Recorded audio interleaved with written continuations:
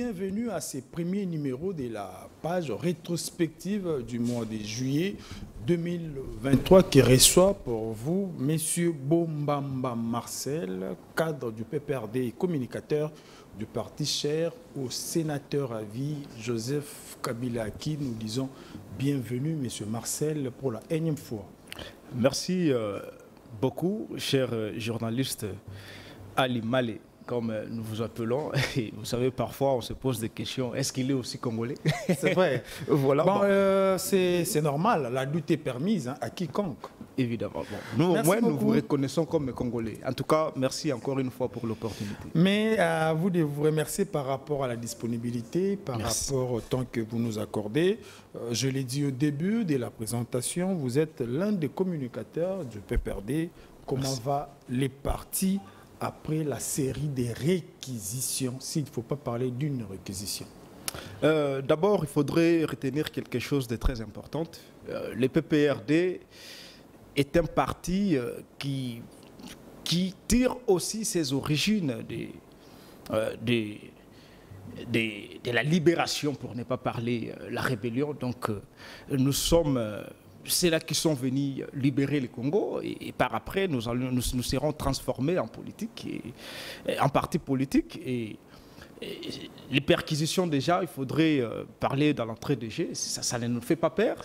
C'est pas ça qui va nous faire reculer de notre détermination, de notre ambition et beaucoup plus de notre qui est notre mode d'emploi de reconduire ou de remettre le Congo sur les rails comme le prône M. Joseph Kabila Kabange. Vous êtes surpris ou vous étiez surpris de le voir refermer son université de Kara. Aujourd'hui, au moins il va s'exprimer, il en a promis et il va s'exprimer. Donc répondre à la question concernant l'état de santé de mon parti qui est le PPRD, nous sommes aux merveilles, le parti conduit aujourd'hui par les camarades secrétaires permanents. Il est aux merveilles, donc nous n'avons aucun souci. Voilà. Mais l'autorité morale est déjà revenue. Il semble qu'il y ait un déplacement pour Lubumbashi. C'est vrai? Si c'est vrai, il revient quand? Et quels sont les mobiles de ces déplacements? C'est un voyage privé? C'est un voyage dans le cadre de la continuité des consultations qu'il a commencé à Kinshasa? Ou c'est l'exil dans son propre pays, comme certains le disent sur la toile? Eh bien, vous savez, l'autorité morale qui est ici, Joseph Kabila Kabange, même nous qui sommes de sa famille politique, parfois nous posons des questions. Est-ce que c'est un humain comme nous autres qui porte aussi des oreilles, une tête ou quoi?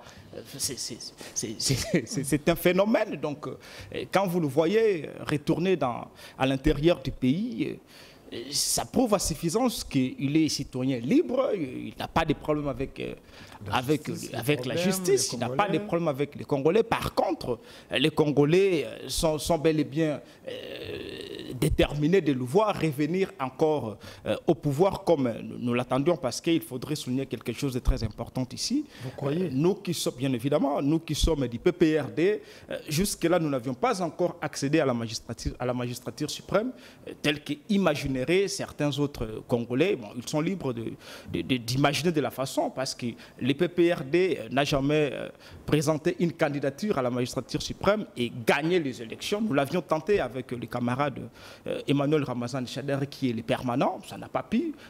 L'autorité morale Joseph Kabila, qui va se présenter comme indépendant. Par quelle magie le sénateur à vie reviendra encore au pouvoir après 18 ans de règne? Ce qui lui a donné cette qualification, ce qui lui a donné ces titres honorifiques du sénateur à vie? D'abord, vous savez, la constitution congolaise ne crée pas l'empêchement entre l'accession d'un sénateur à vie à la magistrature suprême. En droit, il y a ce que nous appelons l'interruption, la procédure de l'interruption d'une prescription. Vous savez, aujourd'hui, il est ici comparable à un crime ou une infraction dès lors qu'elle est commise et que vous n'avez pas encore saisi les instances judiciaires. Cette infraction donc, ne prend pas cours, vous voyez? Donc, elle commencera à prendre cours dès lors que les instances judiciaires sont saisies. C'est de la même façon. Aujourd'hui, si les camarades des sénateurs à vie tels que nous les voulons, nous voir revenir au pays, s'ils revenaient, donc il y aura une interruption de son mandat comme sénateur à vie, et par après, une fois à la fin de son mandat, il reviendra et la course de son mandat de sénateur à vie va reprendre. Donc ça ne gêne pas et ça n'énerve pas la Constitution. Voilà. Espérons que l'aboutissement heureux sera réservé à cette procédure que le PPRD, votre parti, oui, je voudrais également préciser, comme je l'avais dit à mon introduction, que le PPRD, mon parti, jusque-là, n'a pas encore accédé à la magistrature suprême. Parce Vous revenez sur la question. L'autorité morale, il faut le préciser, il est parti aux élections dont il a été vainqueur. De façon individuelle, donc non pas individuelle, permettez-moi, en indépendant. Moi, je veux pas dire aux Congolais que je suis nationaliste, je suis congolais. Donc, que les camarades politiciens de ce pays nous accordent encore le temps, ne jettent pas l'opprobre sur nous, croyant que nous avions les partis a fait 18 ans au pouvoir, ce n'est pas le cas. Nous sommes allés de la même façon avec les Palous et tant d'autres partis qui sont alliés. Voilà. Le temps nous donnera la réponse. Merci beaucoup, monsieur Marcel Bombamba. Je le rappelle, vous êtes un des communicateurs du PPRD, parti cher au sénateur à vie, Raïs Kabangi. Nous entamons notre page rétrospective avec cette première sélection.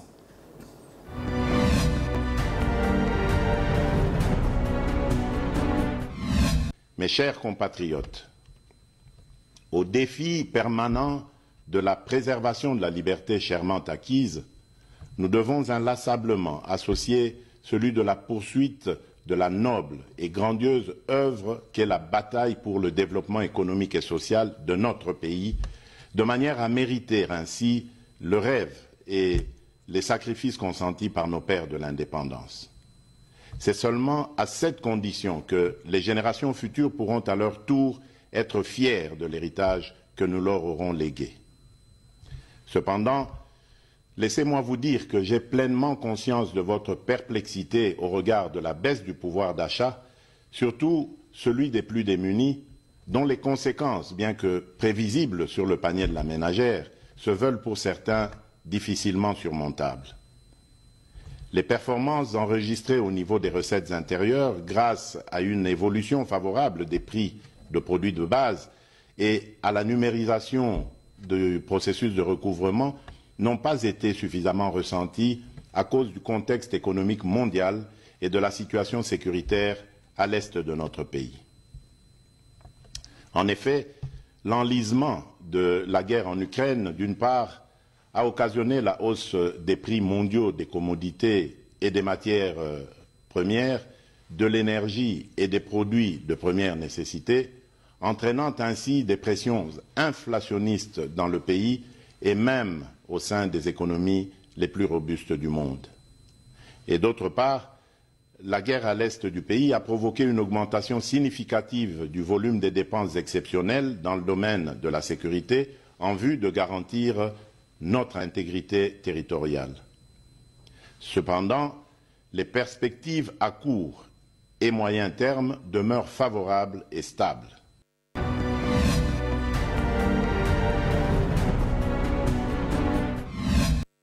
L'un des communicateurs du PPRD que vous êtes, M. Bombamba Marcel, vous avez suivi d'abord, comme tout autre Congolais à la maison, l'adresse du chef de l'État à l'occasion du 63e anniversaire de l'accession de l'indépendance de notre pays. Mais vous venez de suivre un extrait de son message ici. Le chef de l'État a parlé de la perte du pouvoir d'achat qui n'a pas fait bénéficier aux Congolais la prouesse des finances congolaises, mais tant d'autres sujets. Mais il a aussi parlé de la confirmation de la tenue des élections en 2023, la montée en puissance des FARDC. Quelle lecture avez-vous de cette adresse de manière générale? Eh bien, bien évidemment, d'abord, nous sommes un peu touchés parce qu'il y a de cela presque 4 ans que les Congolais vont s'habituer avec cette nouvelle figure à la présidence de la République qui est M. Félix-Antoine Tshilombo. Et vous savez... Vous êtes accommodé.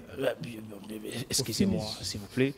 Vous savez, nous avions été habitués de ces différentes sorties médiatiques, le voir un peu un peu fort, robuste là, et vous comprendrez que le monsieur est un peu en forme.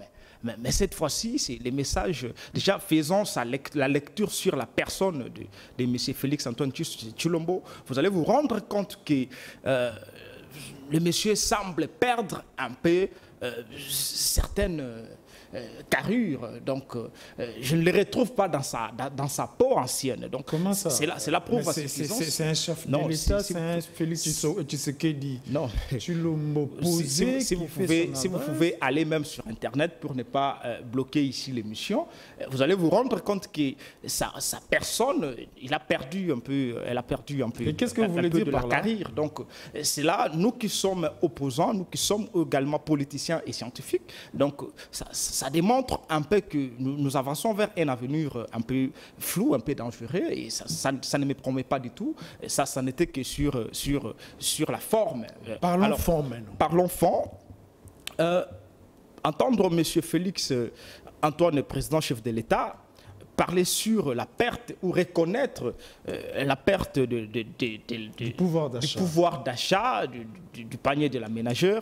Ici, ça me pose un peu de questions de savoir quelle est l'importance ou le rôle du Premier ministre Sama Lukonde, parce qu'il est ici, Tshisekedi semble un peu aller dans toutes les assiettes. Et nous avions vu les différentes nominations. Et récemment, les docteurs, Monsieur Vital Kamerhe, qui n'est pas aussi moindre, qui devrait parler de l'économie. Bon, quand nous voyons déjà que le père de la maison commence lui-même à vous parler de la déficit de ses poches, donc il faut comprendre qu'il y a un ça ne va pas. Mais ça ne va pas, dû à la situation mondiale. Moi, j'aurais voulu peut-être que le chef de l'État nous promette encore une fois de plus, et ça allait nous rassurer parce que nous sommes habitués dans ça. Bon, quand il vous rappelle simplement qu'il y a une perte de pouvoir d'achat, sans pour autant aménager quelque chose, une perspective qui pourrait remettre les paniers du ménageur un peu en cadence, ça, donc allez-y comprendre, ça laisse à désirer. Donc, ça, c'est selon vous. Et sur les plans des militaires, élections, sur les plans militaires, voilà. La montée en puissance des FARDC. C'est ça maintenant. Quand je vous renvoie voir un peu les anciennes images des sorties médiatiques du président Tshisekedi, il était fort. Même nous qui sommes dans l'opposition, on s'est posé des questions. En tout cas, il y aura quand même des choses. Mais le voir cette fois-ci, ça ne rassure pas quelque chose. Bon, nous sommes habitués avec ce genre de chansons, la montée en puissance des histoires. Il faut quitter des endroits parce que ça serait sans esquisse. Vous voyez, les Congolais sont habitués dans ce genre de choses, mais 63 ans après, on devrait par contre ici nous présenter les concrets ou les bilans de ce que le gouvernement a pu aménager depuis la recrudescence de cette histoire. Voilà. Mais vous êtes aussi pointé dans cette célébration du 63e parce que vous avez votre passage de 18 ans. Cher camarade Ali, parfois, nous sommes obligés à épargner des Congolais de cette fameuse comparaison, permettez-moi, parce que c'est le régime aujourd'hui qui est mis sur le miroir, que tout le monde miroite. Est-ce que ça vaut la peine de revenir? Il y a un principe sacro-saint qui vous rappelle qu'on ne peut pas corriger une erreur par une autre. Donc, il faut comprendre. Merci beaucoup, M. Marcel. À chacun d'apprécier. La lecture est faite s'agissant de la célébration du 63e anniversaire de l'indépendance de la RDC. Nous poursuivons cette page rétrospective avec M. Bomboma Marcel. Bombamba Marcel avec cette deuxième sélection.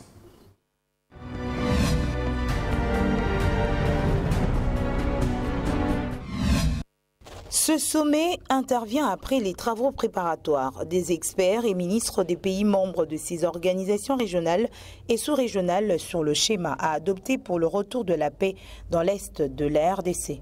Lundi 26 juin, lors de la réunion ministérielle du sommet de la quadripartite à Luanda, la République démocratique du Congo avait exigé de conserver la coordination des opérations et tactiques des forces régionales qui devront intervenir dans la partie est de la RDC en laissant le volet diplomatique et politique à l'Union européenne.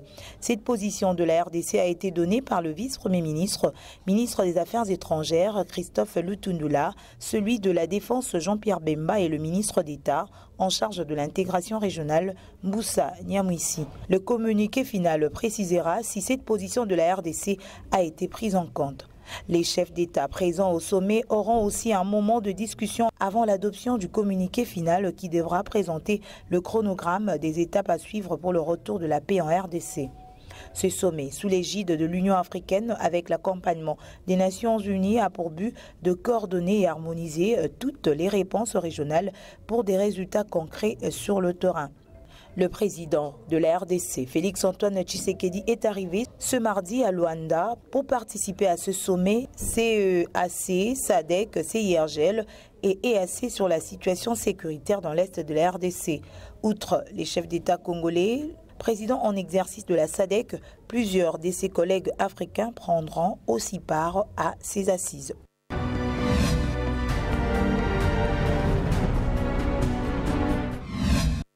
Alors que Kinshasa accélère les préparatifs des 9e Jeux de la francophonie qu'elle va abriter du 28 juillet au 6 août, Québec annonce qu'il n'enverra pas d'athlètes ni d'artistes à ces Jeux. Le gouvernement québécois dit avoir pris cette décision pour des raisons de sécurité et de santé, une justification mal perçue au sein du monde sportif congolais qui se dit surpris par cette décision. Je pense que ce n'est pas une bonne raison, ce sont des faux fouillants et on ne peut pas réserver un tel traitement à un pays qui partage la langue française en commun avec tous les autres pays. Je pense que cette raison n'est pas fondée et j'aimerais qu'on puisse brandir des autres raisons qui feront en sorte que les athlètes canadiens ne puissent pas arriver au Congo. Mais l'aspect sécuritaire n'a rien à voir avec la réalité. Nous ne sommes pas à Goma, nous ne sommes pas voisins de Goma, là où le bruit des bottes s'entend matin, midi, soir. L'analyste sportif Eddy Kankou en appelle à l'OIF de prendre ses responsabilités et de se prononcer quant à ceux. En tout cas, s'il y a plusieurs pays qui désistent, ça risquerait d'entacher l'image de l'organisation, ça risquerait même d'entamer la crédibilité sur la tenue de ces 9e Jeux de la francophonie. Je n'aimerais pas que ça soit ainsi. Je pense que l'OIF va prendre langue avec tous les pays pour garantir la sécurité. Et je pense que c'est le moment que les organisateurs doivent approcher les pays qui hésitent encore pour connaître leurs désidératés et les rassurer par rapport à la sécurité. Je pense que tout est fin prêt pour accueillir les nations ici en RDC et je pense que la sécurité sera à la hauteur. Nous avons organisé la rencontre de la francophonie sur le plan politique ici, il n'y a pas eu d'incident. Seule une délégation diplomatique prendra part à l'événement et y représentera le Québec.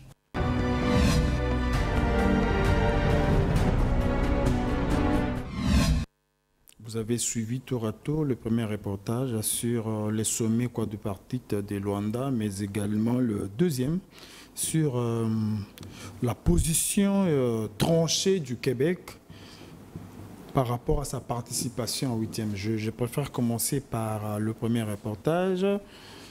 Notre consoeur l'a bien dit dans sa chute ou dans sa conclusion. Beaucoup de chefs d'État ont pris part à ces assises qui ont conduit à la mise en place d'un comité de suivi permanent. Mais on constate une fois de plus l'absence du Rwanda et de l'Ouganda, là où le chef de l'État s'est présenté à la recherche, à la quête de la paix au profit de sa population. Vous avez un mot à placer à propos? Eh bien oui, c'est dangereux, c'est très dangereux, ça ne rassure pas la paix. Parce qu'aujourd'hui, les Congolais doivent le retenir, la paix dans la partie est de la République ne dépend pas seulement de la République démocratique du Congo. Et si l'Angola aura des pourcentages, je ne pense pas que ces pourcentages permettés atteindront 5 à 6%.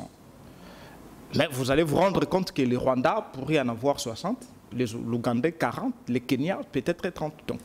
Donc et voir l'absence du Rwanda et de l'Ouganda, c'est très dangereux. La question peut-être que j'étais en train de me poser en suivant l'élément, on a commencé avec ce sommet de Luanda, il n'y avait que le Kenya, donc le pays EAC. Aujourd'hui, on vous amène la quadripartite, donc pas des États, mais ici des structures régionales, vous voyez, des structures sous-régionales, et ça change un peu la ligne de la chose, parce que on devrait d'abord finir avec l'EAC. C'est tout Congolais qui se pose des questions de son impuissance, il faut le souligner.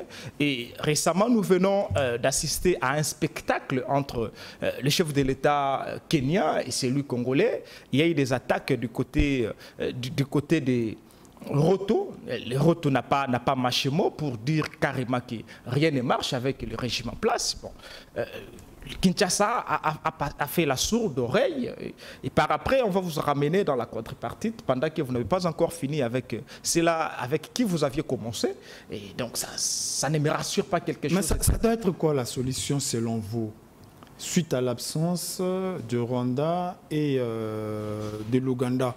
Je ne suis pas pessimiste, je suis un optimiste, je suis congolais, je suis nationaliste. Toute action qui ramènera la paix au Congo, en tout cas, ça sera salutaire. Mais étant donné que ici, je vois déjà l'absence de ceux-là qui détiennent les quelques pourcentages pour ramener la paix, et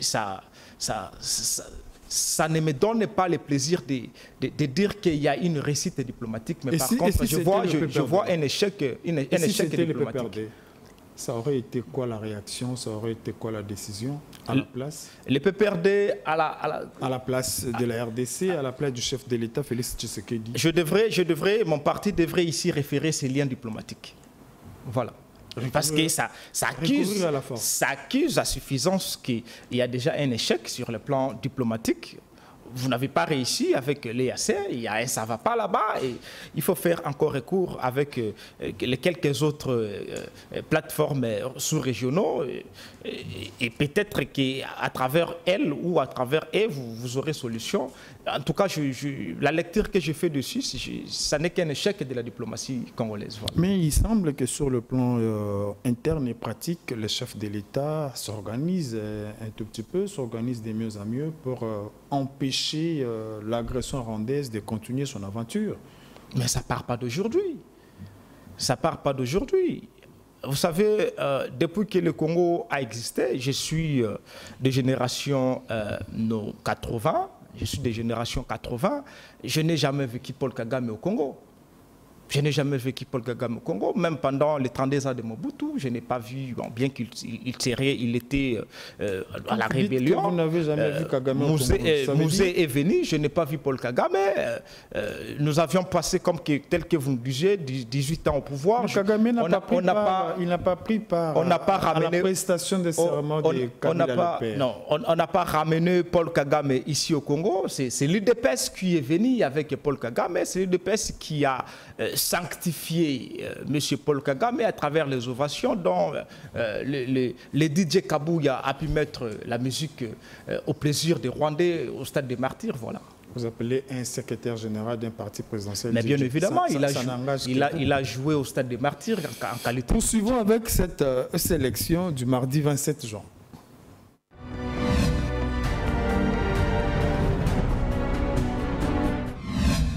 Réagissons aux accusations d'Augustin Kabouya, secrétaire général de l'UDPS, sur Moïse Katumbi au cours de la matinée politique de ce mercredi 28 juin. Le coordonnateur provincial de Ensemble pour la République, Francis Kalombo, invite Augustin Kabouya de se focaliser sur la gestion de l'UDPS et aux Congolais de le porter dans la prière. Augustin Kabouya, énergie à dépenser pour attaquer Moïse Katumbi. Il y a des sengo qui utilisé pour défendre d'abord le bilan de Fachi. Tant qu'on a vu Moïse Nalobi, Tala Makambu, Augustin Lobi Ponayo, la Tindelier, Sonwana, a pesingaka réponse moko.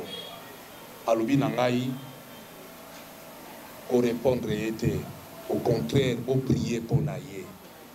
Abibo Sambela Konaye, Pambate, hein? Azana besoin à Molimo Santo a guidé, a aidé. Prenant la défense des prélats catholiques, le parti de Moïse Katumbi invite le chef de l'État à être l'église au milieu du village face à la propagande du tribalisme. Le président de la République a dit que communauté a tellement en tant que gara ya mboka a sangisa bana mboka nyonso pambate akobunda na libanda na bato akati na wapi awima mboka ngo wapi te kuchana se atala ya gara ye papa ya nation azala papa bana nyonso paka bano bako kumisa ye mais ils appellent flatterie. Ensemble pour la République a dénoncé par la même occasion les arrestations arbitraires dont sont victimes Franck Diongo, Salomon Kalonda, Mike Moukebaye et interpelle la justice à faire son travail.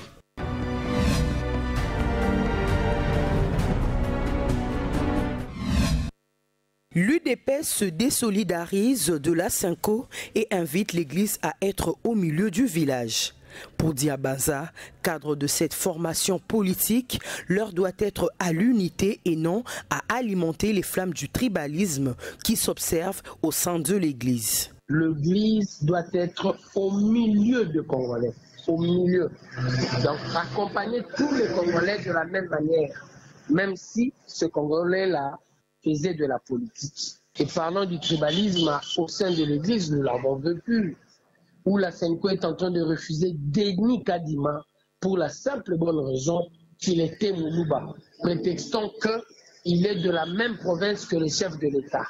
Comme si dans le passé, lorsqu'on était en train de désigner le président de la CENI, on regardait ses origines. Dénonçant l'omerta de la Cinco face au complot de la communauté internationale, ce cadre de l'UDPS demande à l'église d'emboîter les pas des artistes congolais. L'église de comprendre les enjeux et la misère que l'on est en train de vivre par rapport au complot de la communauté internationale compte tenu de nos faits. Que le Congo est en train de vivre un complot de la communauté internationale. Et il est important pour l'Église, qui est notre catholique chez nous, de dénoncer l'omerta de la communauté internationale. Si les artistes et musiciens sont en train de le faire déjà, j'estime quelque part aussi la Senko devait le faire. Car le pape ici chez nous était clair, le Congo n'est pas un île à ciel ouvert. C'est à l'issue de la 60e conférence de la Cinco que l'abbé Chollet a rendu publique la déclaration des prélats catholiques.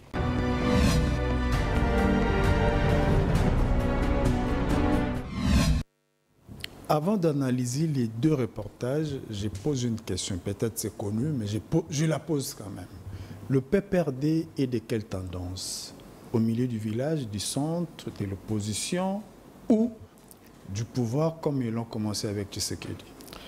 Le PPRD aujourd'hui est du côté de la population. C'est-à-dire? Le PPRD, avec Tshisekedi. Nous sommes aujourd'hui, je vous parle du PPRD aujourd'hui, pas celui de 2020, de 2019 ou 2021. Je vous parle du PPRD aujourd'hui.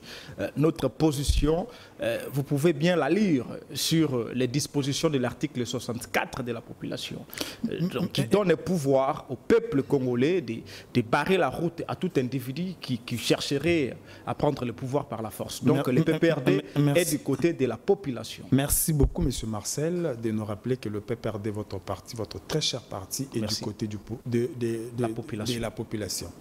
L'Église catholique est montée au créneau, soi-disant, parce qu'elle est aussi du côté de la population. Oui, les faibles.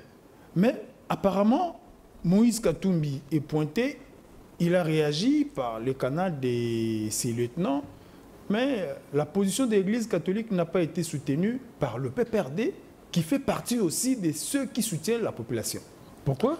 Non, étant donné que nous, le PPRD et l'Église seraient du côté de la population, qui voudrait dire au milieu du village, donc quand nous partageons le même langage, il n'y a pas d'incompréhension entre nous. Mais il fallait soutenir les propos mais bien évidemment, les propos des évêques sont bien soutenus. Quand les évêques rappellent à la communauté congolaise que l'IDPS serait en train d'entretenir une milice, donc la brigade spéciale communément connu sous le nom de voilà, comment ça s'appelle encore? Les noms m'ont échappé. Non, ça ne peut pas vous échapper, vous, surtout. Comment la brigade spéciale de l'UDPS, le nom, je sais que Kabouya serait en train de prier que ça ne sorte pas de ma bouche. On laisse tomber, mais néanmoins, le PPRD est avec l'Église et soutient l'Église. Mais moi, je soutient les faibles. Je reviens sur mon observation. Le PPRD est du côté de la population, la Cinco c'est dit du côté de la population, mais on n'a même pas vu un communiqué, un communicateur, au mieux un communicant du PPRD, venir soutenir la position de l'Église catholique. Mais non, il y a des camarades qui passent communicateurs. Je peux faire allusion ici à mon secrétaire permanent, M. Ferdinand Cambéré, qui ne cesse, d'abord il est catholique fervent. Là, il faudrait les reconnaître de la même façon que moi. Il a pris son temps de pouvoir parler, soutenir l'Église et les évêques, donc le prélat catholique, et le PPRD est avec l'Église. D'abord, les camarades secrétaires permanents, il est avec l'Église. Le chef de l'État honoraire, donc mon autorité morale, il est également avec l'Église. Donc le parti est avec l'Église. Mais vous soutenez aussi le fait que l'UDPS remette en cause les soutiens apportés à l'Église par Moïse Katumbi. Vous êtes proche de Moïse Katumbi désormais, qui est aussi de l'opposition. Oui, nous sommes de l'opposition, mais la lueur ou la lumière que les camps Fayoulou a dévoilé, c'est l'un de ces 3 matins, ça donne un peu une autre lumière de l'opposition, qui sont réellement des opposants et qui semblent être opposants. Mais je pense que sans pour autant attaquer mon cher aîné, le président Fayoulou, le PPRD est dans l'opposition, le PPRD est dans l'opposition et dans la résistance. Donc nous ne semblons pas faire l'opposition parce que nos devoirs sont bel et bien connus, nos préalables sont bel et bien connus. Donc vous ne vous mêlez pas dans ces débats-là, dans cette guéguerre-là entre l'Église et l'UDPS indirectement? Non, vous savez, c'est très méchant parce que quand vous voyez ici l'archevêque Fridolin rappeler au pouvoir en place que ça ne nous passait pas des 3 nuits sans pour autant nous rendre à l'imité. Ces messages devraient faire quelque chose à M. Félix. Ça vous a dérangé? Non, ça devrait faire quelque chose à M. Félix. Donc, on peut rapidement comprendre que si l'UDPS est parvenu à arriver ou à se trouver de la place à la présence de la République démocratique du Congo, c'est parce qu'il a bénéficié du soutien financier, il faut le dire, financier, moral et personnel de l'Église catholique. Donc aujourd'hui, voir les chefs de l'État répondre de façon méchante à l'Église, c'est trop égoïste. C'est trop égoïste, c'est ce qui boucle cette sélection du mardi avant d'aborder la dernière du lundi 26 juin.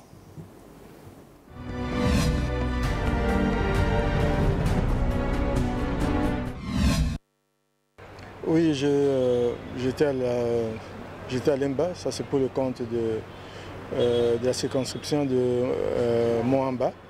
Et puis maintenant à Lingwala, ou Gombe comme on appelle, pour le compte de Lukunga. Je pense que la CENI est prête. Les équipes sont en place, le matériel est en place, la formation a eu lieu. Maintenant, c'est question que les candidats, leurs mandataires des partis politiques viennent. Évidemment, c'est encore lent. Je parie que les partis sont en train de s'organiser. Mais ce qui est bien, c'est que la CENI est prête pour eux. Nous les attendons à bras ouverts. L'appel, c'est de leur dire que la CENI veut d'un processus inclusif. Tout le monde dont le dossier est complet et tout le monde qui réunit les conditions requises par la loi se verra admis comme candidat. Donc, sur le plan logistique, sur le plan technique, nous sommes prêts. C'est à eux maintenant de se mettre en règle avec la loi et venir. Nous allons les aider. Parce qu'en fait, ce n'est pas comme un examen. Et on va les aider s'ils ne sont pas prêts, pourvu qu'ils viennent à temps. Donc le message, c'est de venir à temps. si on vient en retard et que c'est la date limite, on risque de ne pas avoir son dossier pris ici. Donc, venir à temps avec un dossier complet, c'est la solution parce que c'est un processus très inclusif. Donc, ils peuvent compter sur nous.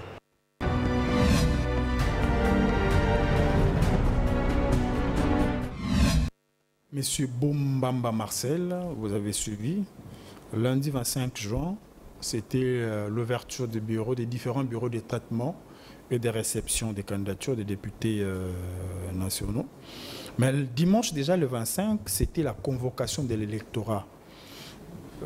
Par la suite, la situation a évolué. Le président de la CENI a reçu les 4 leaders de l'opposition. Sans le PPRD, c'est quoi la position du PPRD par rapport à celle des 4 leaders? Est-ce qu'il y a eu évolution de votre part ou vous êtes resté statique? D'abord, il faudrait reconnaître une chose. On ne peut pas aujourd'hui répondre à une invitation de la CENI, laquelle décennie contestez, que vous sabotez, que vous doutez, et par après, attendre de la même CENI des questions afin que vous vous engagez à un processus. C'est juste un rappel. C'est une grosse erreur de la part de ces 4 leaders que je taire les noms parce que tous nous reprochons à la CENI de Kadima de l'inconsensualité. Donc la CENI n'est pas consensuelle. La CENI de Kadima ne tire pas sa force dans la loi organique portant organisation de la CENI. Et beaucoup plus dans son article, ça c'était le langage commun entre nous et les 4 leaders. Ils l'ont déclaré à Lubumbashi. Ah, ça c'est selon l'opposition. Et dans son article 12-14, la loi vous dit ceci. La CENI doit être représentée. Donc les animateurs de la CENI doivent être représentés.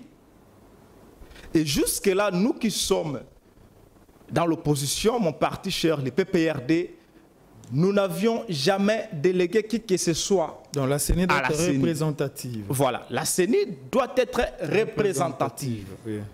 Cette procédure n'a pas été respectée. Là d'abord à la désignation de ses membres. Au sujet de la personne chef de corps de la CENI ou de l'institution CENI, la loi dit celui-ci doit sortir du consensus des confessions religieuses. Vous et moi avions vu le retrait de l'Église catholique et protestante. Donc il n'y a pas eu consensus. Donc votre situation n'a pas, votre position n'a pas évolué. Notre situation reste la même. Nous ne reconnaissons pas Kadima. Le PPRD ne reconnaît même pas la figure de Kadima. Pas non plus sa taille. Et même s'il vous invitait. Et quand le PPRD parle ou nous parlons Kadima, nous parlons parce que c'est un nom tiré du patrimoine culturel congolais. Mais le PPRD, non, parce qu'il est président de la CENI. Donc le PPRD ignore la personne physique de Kadima, sa taille et y compris son bureau, parce que ce n'est pas consensuel. Mais le PPRD, il est prêt pour les élections. Et nous voulons... Non, ce n'est pas contradictoire. Vous voulez les élections, il y a encore du temps. Les bureaux il y a encore du temps. Nos préalables peuvent être pris en considération dans 2-3 jours. Voyez-vous? Donc, le PPRD est prêt pour les élections. Nous attendons les élections en 2023 parce qu'il n'y aura pas de décalage, il n'y aura pas non plus de glissement tel qu'ils font allusion. Mais vous en avez bénéficié. Donc, non, s'il vous plaît, laissez-moi nous parlons des choses un peu sérieuses là. Donc, les PPRD, nous sommes devant la porte de la Cour constitutionnelle, mais pas cette Cour constitutionnelle qui a été violée intentionnellement par le chef de l'État en nommant d'abord des juges de la même plateforme qui est le Conseil supérieur de la magistrature. Je parlerai ici du juge Kilomba et du juge Iboulou. Or, la loi nous dit ceci.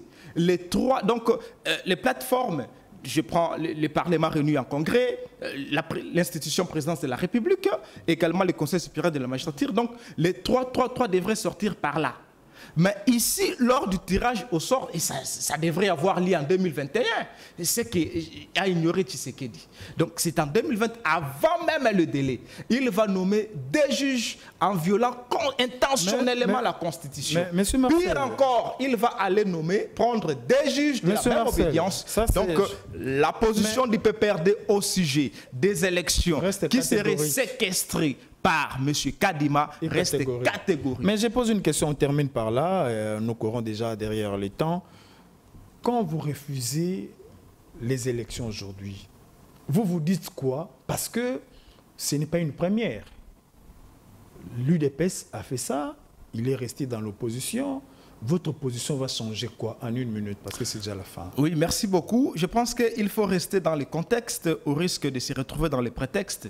Le PPRD est pour les élections. Nous dormons, nous nous réveillons sur la Constitution.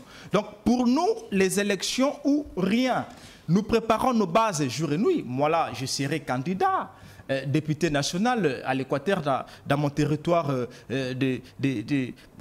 dans mon territoire de Bolomba, précisément dans le territoire, donc Bolomba, dans le village de Lolanga. Vous voyez, chez moi, je serai candidat député national, mais pas avec la CENI de Kadima. Donc, parlez-nous autre chose. Parlez-nous des élections qui est plutôt de nous parler d'autre chose. Parce qu'en 2023, c'est des élections ou rien. Dans les cas contraires, le peuple mettra en disposition l'article 64 de la Constitution. Merci beaucoup. Là, c'était la conclusion de M. Bombamba Marcel, l'un des communicateurs du PPRD, à qui nous disons merci une fois de plus pour votre disponibilité et présence sur le plateau de Kin 24. C'est à nous de vous remercier, cher Ali, des opportunités que vous nous offrez.